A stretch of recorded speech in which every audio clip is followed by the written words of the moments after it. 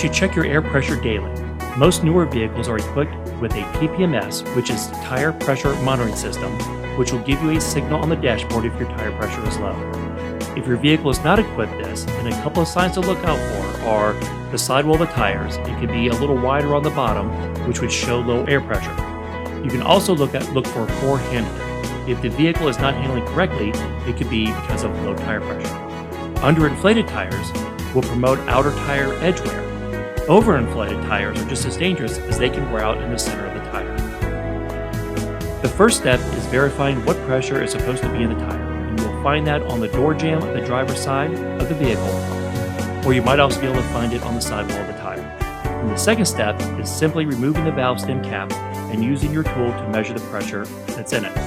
A basic tire gauge will have a stem that pops out that gives you a reading on what the tire pressure is. Or you could use a digital gauge, which will give you a digital number reading. This one is reading at 30 psi, and you always want to double check and make sure that you don't have a false reading. This one is also reading at 30 psi, so we're pretty confident that this is an accurate reading.